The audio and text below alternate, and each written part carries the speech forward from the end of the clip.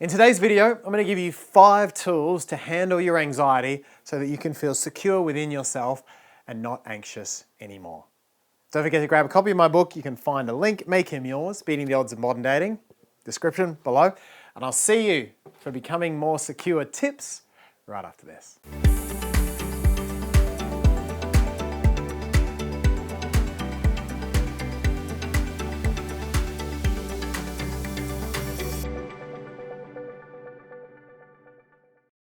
Now this video is the first video of October, and if you didn't know, October is Mental Health Awareness Month.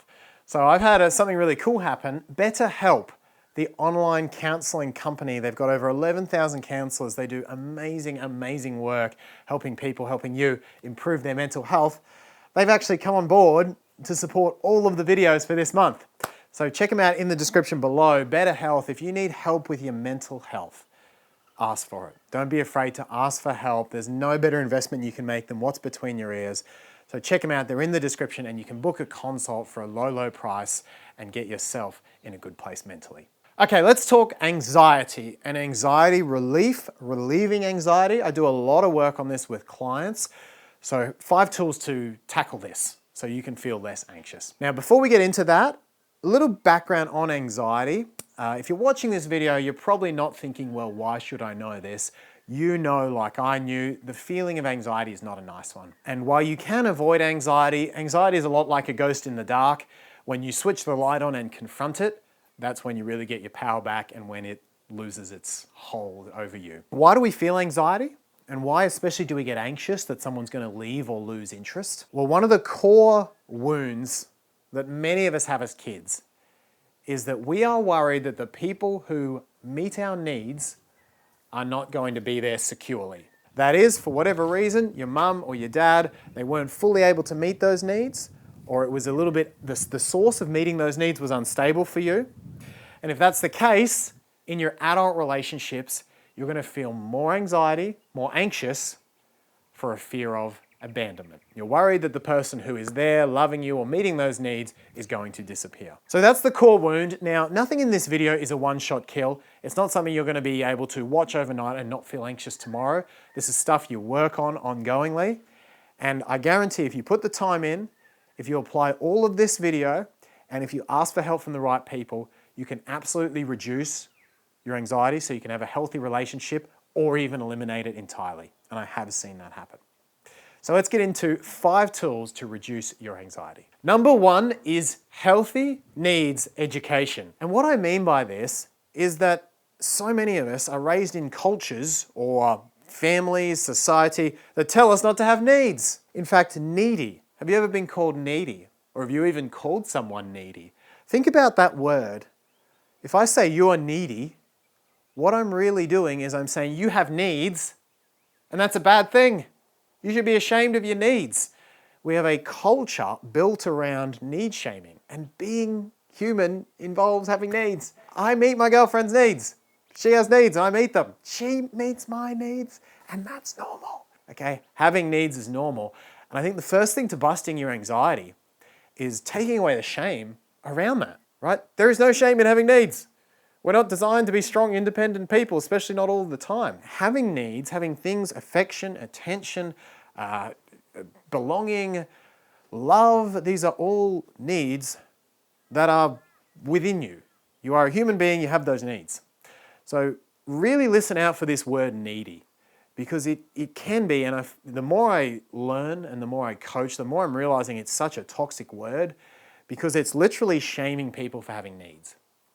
And as soon as you start dismissing your own needs, that's where you get disconnected from yourself and you start attracting disconnected men. So having needs, knowing that that's normal, and when someone says needy, going, yeah, you know what, I do have needs, and that's normal, owning that is the first step to busting your anxiety. Number 2, this is a simple strategy and it's a surfacey one, but it can really start to make dents in anxiousness, which is logically examine the fear. So sometimes with a client, we'll do a simple logical extrapolation of her fear.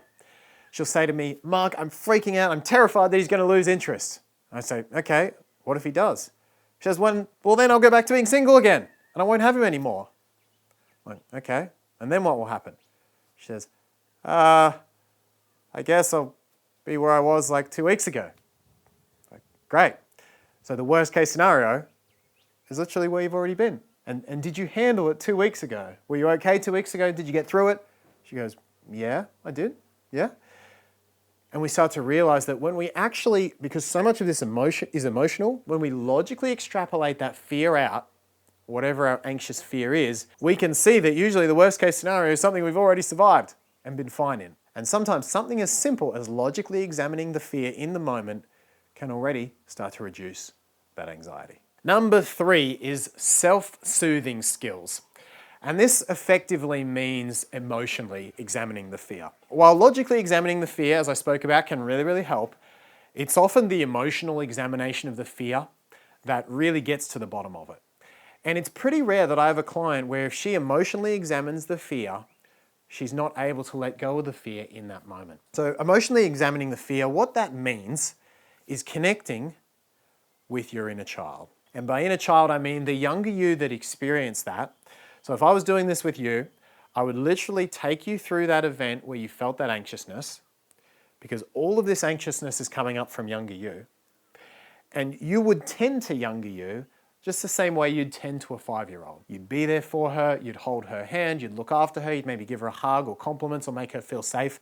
And by doing that, the first time you do it, it may take a little longer, but the more time you spend tending to younger you and looking after her, the more she's going to trust you to handle biz, and the less you're going to have to worry about her freaking out through you and throwing up all of her anxiety to you. This is a habit you've got to get into. Don't get me wrong. It's not something you do once, I'm not anxious anymore. It doesn't work like that. But if you do this habitually, a few times a week, you continue to do this when you're anxious, I've seen significant decreases in anxiety in clients within weeks by just doing that process. Number 4 is becoming aware of and disconnecting your narratives. And by narratives, I mean that when we're in that anxious state, that scared inner child state, we make everything about ourselves. Which of course we do. We had to do that as a kid, right? We couldn't say as a 5-year-old, oh, I'm sure that's dad's problem and that's dad's fear. It's his insecurity. It's nothing to do with me. No child thinks that way. And so when we get anxious as adults, we do the same thing we did as kids, which is we make it about us. What's wrong with me? What do I need to change? Why aren't I good enough? We attach all these narratives, and they're narratives that always make us feel like shit. So a simple journaling exercise you can do, this is an example of one I would give clients, is you'd say, number 1, the event that triggered my anxiety is, and you write the event. Number 2, the feeling is familiar because it relates back to, so connect with younger you. Number 3, the meaning I'm attaching to this event about my self-worth is that I'm not good enough, is that I need to change, and have a look. You've got to write it down. It doesn't work if it's just floating up in your head. Got to write it down. Number 4, if a friend of mine were attaching this meaning, I'd tell her. This allows you to step out of it and step into your logical brain to help yourself.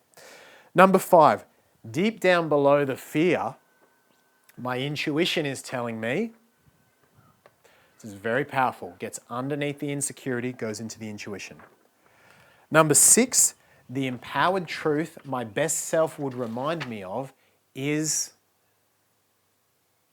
And number 7, a simple action I could take right now to handle this anxiety is. Fill out those 7 points. You might do it a few times. And I've found again and again, this is another fantastic way in the moment to help you become less anxious. Don't forget as well, there is no greater help than talking about it with someone qualified, with someone professional, with someone who cares, and you can find links to BetterHelp and their counselling services. 11,000 counsellors. If for some reason you don't like the one you get, they change it for you. You can find a link to that. Seriously, if you're struggling with your mental health, just ask for help. The link is in the description below. And number 5 is own your vulnerability. So it's really interesting. When I talk to clients who are more avoidant, that is people who lean back from their fears more, they're the strong independent types, people who lean back from their needs, I should say. One interesting thing is that they see quote unquote needy people as very vulnerable. And a lot of avoidant people say, well, I want to be more vulnerable. I actually want to grow my vulnerability. But those people, I don't want to be that vulnerable as like a needy person. But here's the thing. If you are finding yourself anxious, if you've been called needy and shamed for your needs,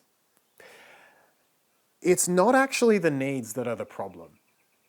It's actually your lack of vulnerability about those needs that is the problem, and that is what pushes people away. So here's the thing.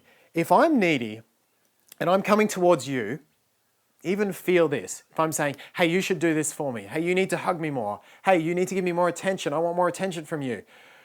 Can you see that even just me saying that, you're like leaning back from the camera. You're like, oh, he's just needy.